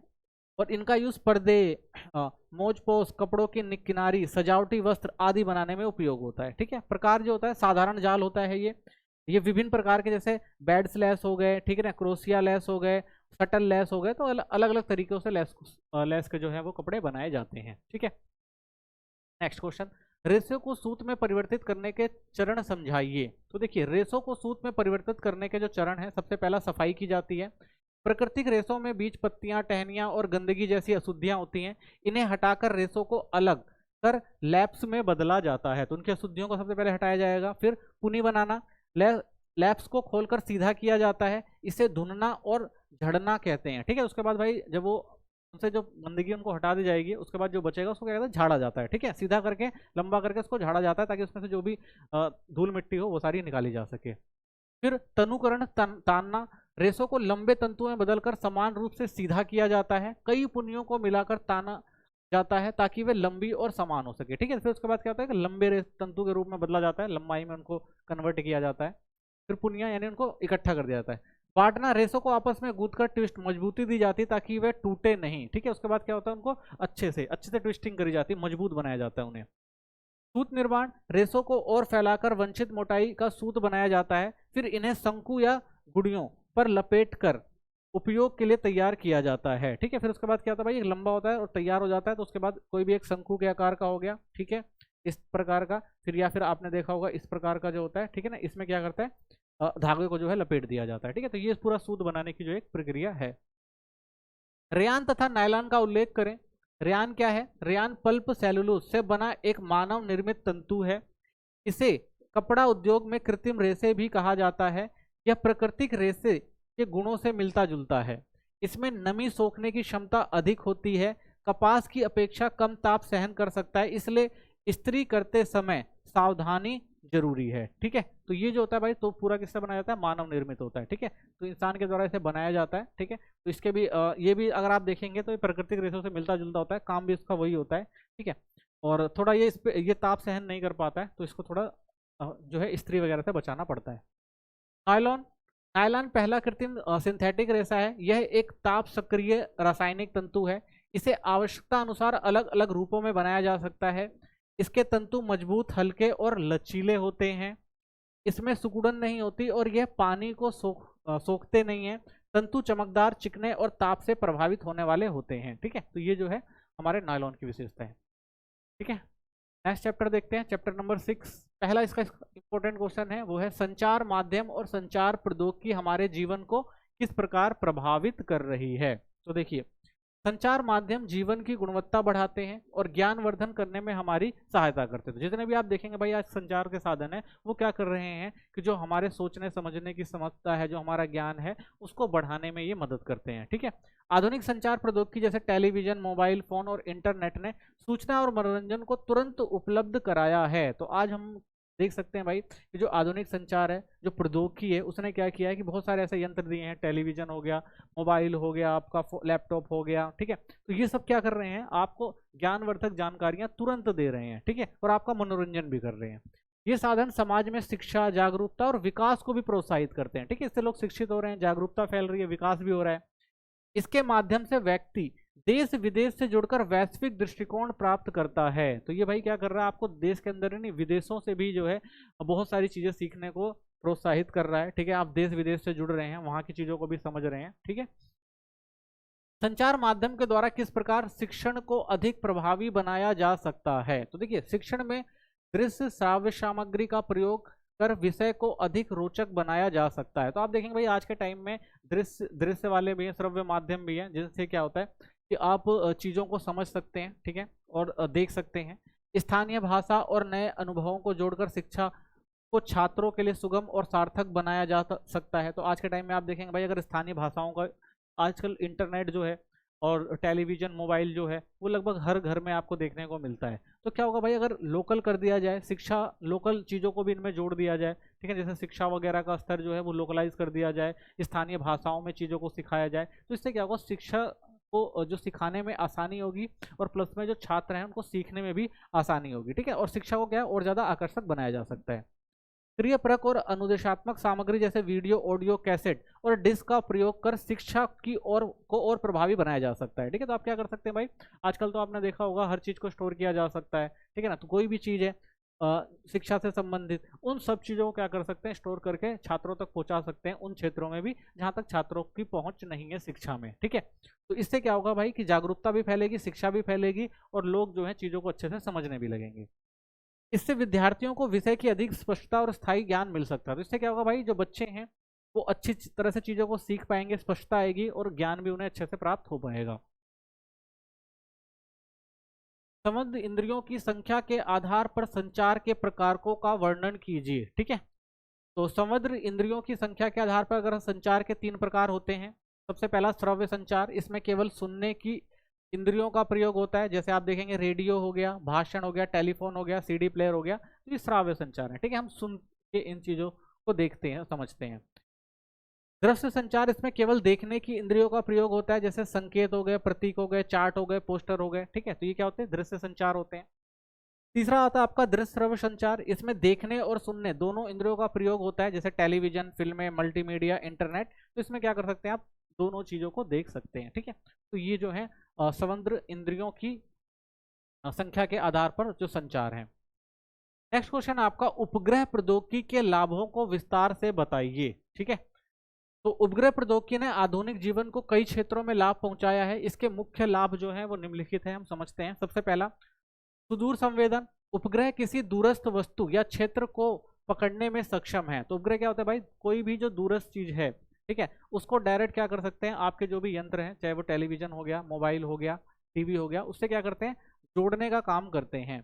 इससे आंकड़े तेजी से और बार बार एकत्र किए जा सकते हैं। तो आप क्या कर सकते हैं भाई, जो भी आंकड़े हैं वो बार बार देख सकते हैं, तेजी से सुन सकते हैं, समझ सकते हैं। प्राकृतिक संसाधनों का अध्ययन, मौसम की जानकारी हो गई, कृषि की स्थिति हो गई, प्राकृतिक संसाधनों का चित्र प्रतिबिंब लेने में सहायक है। यह किसानों और वैज्ञानिकों के लिए उपयोगी होती है, ठीक है। तो ये क्या करता है भाई, प्राकृतिक जो भी संसाधन है उनका अध्ययन जो है बहुत आसानी से करवाते हैं। अंतरिक्ष कार्यक्रम और अनुसंधान, भारतीय अंतरिक्ष विकास कार्यक्रमों के लिए उपग्रह प्रौद्योगिकी अत्यंत महत्वपूर्ण है। इससे आंतरिक विज्ञान के उन्नत प्रयोग संभव हुए हैं। तो इससे क्या करते हैं भाई, जो हमारे अंतरिक्ष विकास प्रोग्राम है उसमें भी जो उपग्रह प्रौद्योगिकी ने काफी महत्वपूर्ण भूमिका निभाई है। दूरसंचार और प्रसारण सेवा, उपग्रह के कारण उच्च गुणवत्ता वाली दूरसंचार प्रणाली उपलब्ध हुई है। भारत विश्व स्तर पर एक बेहतर वैज्ञानिक प्रतिस्पर्धी बना हुआ है, ठीक है। तो दूरसंचार जो भी हमारे हैं उन सब चीज़ों से जुड़ा हुआ है और हर चीज़ जो है हमारे यहाँ प्रसारण करी जाती है इन्हीं के माध्यमों से। और भारत में भी जो एक वैज्ञानिक प्रगति के लिए जो इम्पोर्टेंट क्षेत्र बनकर उभरा है। दुर्गम और सीमा क्षेत्र का विकास, दूरस्थ व सीमावर्ती क्षेत्रों तक विकास पहुंच आसान हुई है। अब उन क्षेत्रों तक भी भाई विकास को पहुंचाया जा सकता है जहां पर पहले पहुंचना थोड़ा मुश्किल होता था।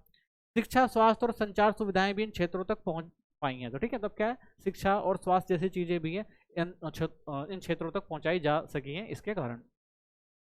आपदा प्रबंधन में उपयोग, चक्रवात, बाढ़ और भूकंप जैसी प्राकृतिक आपदाओं की जानकारी पूर्व चेतावनी देने में सहायक है।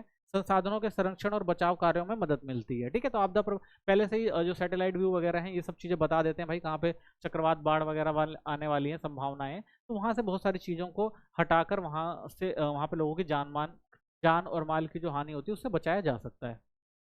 अंत संस्था संचार व अंतर संस्था संचार में अंतर स्पष्ट कीजिए, ठीक है। तो देखिए, अंतर संस्था संचार क्या है, एक ही संस्था के लोगों के बीच कार्य और संबंधों को निभाने के दृष्टिकोण से किया जाने वाला संचार, ठीक है। यानी एक ही संस्था में हर प्रकार का काम आपको होते हुए दिखता है। अंतर संस्था संचार, एक संस्था द्वारा दूसरी संस्था के लोगों और उद्देश्य की पूर्ति के लिए किया जाने वाला संचार होता है, ठीक है। तो इसमें क्या होता है, एक ही संस्था के अंदर और ये दो संस्था के साथ। इस संस्था में अंदर कार्यक्रम लोग अलग अलग पदों पर मिलकर काम करते हैं। तो इसमें क्या होता है भाई, एक ही संस्था के अंदर लोग अलग अलग पदों पर काम कर रहे होते हैं। इसमें एक संस्था दूसरी संस्था के साथ संपर्क और सहयोग से कार्य करती है। उद्देश्य आंतरिक कार्यप्रणाली और समन्वय को बनाए रखना होता है कि भाई आंतरिक तौर से जो काम है वो सही से चले। यहाँ बाहरी संबंधों और सहयोग को बनाना होता है। उदाहरण, एक स्कूल में प्रधानाचार्य, शिक्षक और विद्यार्थियों के बीच होने वाला संवाद, ये क्या आता है? अंतर संस्था संचार होता है। वहीं जब अंतर संस्था संचार की बात करते हैं तो एक स्कूल का अन्य स्कूल शिक्षा विभाग या एनजीओ से मिलकर किया गया संवाद जो आपका होता है अंतर संस्था संचार होता है। ठीक है। नेक्स्ट, सूचना प्रौद्योगिकी विद्यार्थियों के लिए वरदान है या अभिशाप? अपने शब्दों में लिखिए। तो देखिए, सूचना प्रौद्योगिकी जो है अगर हम वरदान के रूप में देखें तो कोविड-19 महामारी के दौरान विद्यार्थियों ने घर बैठे ही ऑनलाइन शिक्षा प्राप्त की थी, तो भाई एक वरदान की तरह था उस टाइम स्टूडेंट्स के लिए जो घर बैठे हुए थे। मोबाइल फोन, कंप्यूटर, लैपटॉप जैसे साधनों से शिक्षा सरल और क्या हुई है? सुलभ हुई है। कठिन कार्य कम समय में पूरे किए जा सकते हैं। इंटरनेट के माध्यम से विद्यार्थी बहुत सारी जानकारी जो है वो आसानी से प्राप्त कर लेते हैं। गृह कार्य हो गया, असाइनमेंट हो गया, प्रोजेक्ट कार्य हो गया, तो इन सब में सहायता करते हैं स्टूडेंट्स की। विद्यार्थी दुनिया भर के अनुभवों से जुड़ते हैं और ज्ञान का जो है इनके विस्तार होता है। ठीक है, तो ये क्या वरदान के रूप में आप देख सकते हैं स्टूडेंट्स के लिए जो सूचना प्रौद्योगिकी है। अभिशाप की बात करें तो विद्यार्थी इसका गलत उपयोग करके समय नष्ट कर रहे हैं। ठीक है, आप लोग देखते हैं रील वगैरह जो सारी चीजें हैं।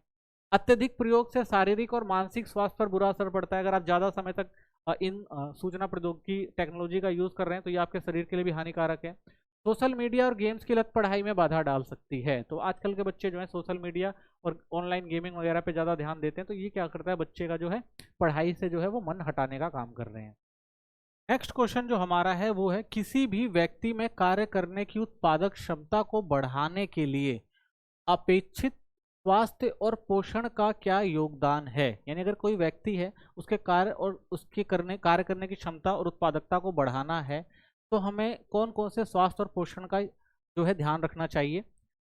व्यक्ति की उत्पादन क्षमता को बढ़ाने में स्वास्थ्य और पोषण का महत्वपूर्ण योगदान होता है। इसके मुख्य बिंदु इस प्रकार हैं। सबसे पहला, आहार, यानी संतुलित भोजन कार्य करने के लिए ऊर्जा देता है, तो आहार उसको अच्छा देना चाहिए। इष्टतम पोषण, सभी आवश्यक पोषक तत्व मिलने से शरीर की जो है कार्य क्षमता बढ़ती है, तो सारे पोषण तत्व मिलने चाहिए उसे। अच्छा स्वास्थ्य, रोग मुक्त शरीर अधिक समय तक क्या करता है भाई? कार्य करने की क्षमता देता है। स्वच्छता और स्वास्थ्य, स्वच्छ वातावरण बीमारियों से बचाव और क्षमता को बढ़ाता है। ठीक है, ये याद रखना है। सेवाओं सुविधाओं तक पहुंच, स्वास्थ्य सेवाओं की उपलब्धता व्यक्ति को स्वस्थ बनाए रखती है, यानी अच्छा स्वास्थ्य है, अगर उसका कहीं स्वास्थ्य खराब हो रहा है तो स्वास्थ्य सेवाएं उसको मिले। शिक्षा और कौशल, शिक्षा और प्रशिक्षण कार्य कुशलता और उत्पादकता को और बढ़ाता है, यानी अगर अच्छे से उसको शिक्षित किया जाएगा, कौशल सिखाए जाएंगे तो उसके जो कार्य करने की जो उत्पादकता है वो बढ़ जाएगी। अच्छा पर्यावरण, प्रदूषण रहित वातावरण शरीर और मानसिक कार्य क्षमता को सहायता देता है, यानी अगर अच्छा वातावरण है जहाँ प्रदूषित वातावरण नहीं है तो वो भी कार्य करने की क्षमता को बढ़ाता है। स्वच्छ जल और हवा, स्वच्छ जल और शुद्ध वायु शरीर को स्वस्थ रखती है। ठीक है, तो ये कुछ इंपॉर्टेंट चीजें हैं, अगर इन पर ध्यान दिया जाए तो क्या हो जाएगा? मनुष्य की जो कार्य करने की क्षमता है वो बढ़ जाएगी। किसी भी व्यक्ति के स्वास्थ्य स्तर को उचित बनाए रखने के लिए इष्टतम पोषणात्मक स्तर का होना क्यों महत्वपूर्ण है? ठीक है, तो देखिए इसलिए क्योंकि शरीर का वजन नियंत्रित रहता है, प्रतिरोधक क्षमता बढ़ती है जिससे संक्रमण से क्या होता है? बचाव होता है। पेशियों की मजबूती बनाए रखता है। ठीक है, शारीरिक और मानसिक तनाव से निपटने में मदद करता है, अशक्तता के खतरे को कम करता है, उत्पादकता को बढ़ाता है, संक्रामक रोगों से सुरक्षा प्रदान करता है, कार्य क्षमता और सकारात्मक सोच को बढ़ावा देता है, कार्य की गुणवत्ता और गति दोनों में सुधार करता है, व्यक्ति को प्रसन्नचित और ऊर्जावान रखता है। ठीक है, तो ये इंपॉर्टेंट चीज है, यानी अगर किसी भी व्यक्ति को स्वास्थ्य स्तर को अगर उचित बनाए रखा जाए तो वो क्या कर सकता है भाई? वो अपने कार्यों को बहुत बेहतरीन तरीके से कर सकता है। ठीक है, तो इसीलिए भाई पोषण जो है किसी भी व्यक्ति के लिए इंपॉर्टेंट हो जाते हैं किसी भी कार्य को करने के लिए। ठीक है, नेक्स्ट क्वेश्चन है, जल को शुद्ध करने की कुछ घरेलू विधियों के बारे में विस्तार से बताइए। ठीक है, तो सबसे पहले उबालना, पानी को 10 से 15 मिनट तक उबालने से उसमें मौजूदा जीवाणु व कीटाणु नष्ट हो जाते हैं। भंडारण, छानने की प्रक्रिया, पानी को साफ बर्तन में ढककर रखने और कपड़े छलनी से छानने से गंदगी क्या होती है? दूर हो सकती है। फिर आता है क्लोरीनीकरण, पानी में थोड़ी मात्रा में क्लोरीन मिलाने से उसमें मौजूदा जो हानिकारक जीवाणु होते हैं वो मर जाते हैं। बिजली का फिल्टर, इलेक्ट्रॉनिक्स वाटर फिल्टर से पानी छानने पर उसमें गंदगी और कुछ हानिकारक जो जीवाणु होते हैं वो निकल जाते हैं। ठीक है, आरओ सिस्टम पानी से धूल, मिट्टी, लवण और हानिकारक तत्वों को हटाकर शुद्ध जल प्रदान करता है। ठीक है, तो ये कुछ विधियां हैं जिनसे हम क्या कर सकते हैं? जो पानी के अंदर अशुद्धियां हैं उनको निकाल सकते हैं। पोषण से उत्पादकता, आय और जीवन की गुणवत्ता प्रभावित होती है, इस कथन के बारे में अपनी राय लिखिए। ठीक है, तो देखिए पोषण व्यक्ति और समाज दोनों के जीवन की गुणवत्ता सुधारने, आय बढ़ाने और उत्पादकता में वृद्धि करने में महत्वपूर्ण भूमिका निभाता है। ठीक है, कैसे देखिए, परिवार के सदस्यों का स्वास्थ्य अच्छा रहता है और वे प्रसन्नचित्त रहते हैं। यानी अगर पोषण अच्छा मिल रहा है, अच्छा खान पान है, तो उससे क्या होगा, व्यक्ति जो होगा वो व्यक्ति और उसका परिवार क्या होगा, हमेशा स्वस्थ रहेगा और लोग क्या रहेंगे, प्रसन्नचित्त रहेंगे। बच्चे पढ़ाई में ध्यान लगाते हैं और अच्छे परिणाम प्राप्त करते हैं, तो बच्चों का भाई मन भी पढ़ाई में लगेगा और अच्छे परिणाम भी निकलेंगे। उचित पोषण से परिवार रिश्ते मजबूत होते हैं। भाई अगर अच्छा पोषण सबको मिल रहा है, सब स्वास्थ्य हैं, तो पारिवारिक रिश्ते भी मजबूत होते हैं। व्यक्ति का सामाजिक और सांस्कृतिक जीवन अच्छा और ऊर्जावान रहता है, तो व्यक्ति जो समाज में भी और उसका जो सांस्कृतिक जीवन है वो भी बेहतर रहेगा। लोग सामाजिक क्रियाओं और संस्थाओं में भाग लेकर समाज के लिए योगदान देते हैं। भाई स्वस्थ व्यक्ति क्या करेगा, सामाजिक क्रियाओं और संस्थाओं में भी भाग लेगा। ठीक है, पुरुष और महिलाएं कार्यस्थल पर प्रसन्न और ऊर्जावान रहकर बेहतर काम करेंगे। ठीक है, तो अगर भाई अच्छा पोषण मिल रहा है, स्वास्थ्य है, तो अपने काम पर भी वो अच्छे से ध्यान लगा पाएंगे और काम भी अच्छे से कर पाएंगे। विभिन्न क्षेत्रों में कार्य करने वाले लोग अधिक मेहनती, सहयोग और कुशल होते हैं। तो भाई अगर अच्छा स्वास्थ्य है, अच्छा पोषण मिल रहा है, तो वो लोग क्या करेंगे, मेहनत से काम करेंगे, सहयोग से काम करेंगे और कुशल काम करेंगे। व्यक्ति नई कौशल सीखने और सफलता प्राप्त करने का प्रयास करता है। ठीक है, तो अगर स्वस्थ व्यक्ति है तो और अच्छे काम करेगा और चीजें सीखने का प्रयास करेगा। ठीक है, और सीख भी लेगा उन्हें। नेक्स्ट क्वेश्चन देखते हैं, किसी भी खाद्य पदार्थ विक्रेता द्वारा संदूषित, ठीक है, खाद्य पदार्थ बेचे जाने पर कौन कौन से आहार जनित बीमारियां फैल सकती हैं, साथ ही खाद्य पदार्थों को संदूषित करने वाली आदतों के बारे में बताइए। तो देखिए, आहार जनित बीमारियों के नाम अगर हम देखें तो भाई अतिसार व हैजा, पेचिस, अंत्रशोथ, टाइफाइड, तो ऐसी जो महामारियां, बीमारियां जो है आप देखेंगे फैलती हैं अगर स्वास्थ्य पर या खाद्य पदार्थों पर ध्यान नहीं दिया जा रहा है। ठीक है, संदूषित खाना अगर आप कहीं भी देख रहे हैं तो उससे क्या होगा, ये बीमारियां फैलेंगी, तो इन बीमारियों को फैलने से बचाना चाहिए। तो खाद्य पदार्थ विक्रेता द्वारा अपनाई जाने वाली संदूषित आदतें, तो कौन कौन सी आदतें जो बदली जा सकती हैं। शारीरिक स्वच्छता अभाव तथा हाथों को बार बार ना धोना, तो अगर भाई व्यक्ति जो है वो अच्छे से जो है स्वच्छता नहीं रख रहा है, हाथों को अच्छे से नहीं धो रहा है, तो गंदगी क्या होंगी, फैलेंगी। हाथ साफ करने के लिए गंदे कपड़े, रुमाल का प्रयोग करना, तो भाई हाथ जो साफ कर रहा है वो अच्छे कपड़े से साफ करे, गंदे कपड़े से साफ ना करे जिससे गंदगी उसके हाथ में ना लगे। बर्तनों को ठीक से साफ ना करना और गंदे पानी से बार बार धोना, तो भाई बर्तनों को अगर ढंग से साफ नहीं कर रहा है तो उसमें गंदगी रह जाएगी जो क्या करेगी, नुकसान पहुंचाएगी। गंदे पानी का बार बार यूज करना भी क्या करेगा, नुकसान पहुंचाएगा। तो इसलिए क्या करना चाहिए भाई, साफ जो है बर्तन रखने चाहिए, अच्छे पानी में बर्तनों को साफ करना चाहिए।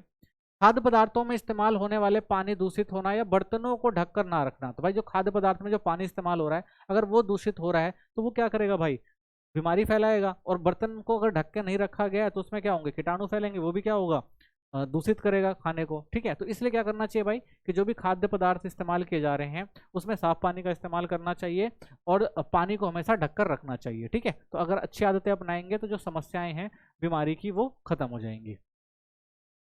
तो थैंक्स फॉर वॉचिंग, मिलते हैं नेक्स्ट वीडियो में। आज के लिए इतना ही। चैनल को सब्सक्राइब करें, वीडियो को लाइक करें, कोई कमेंट हो तो जरूर करें।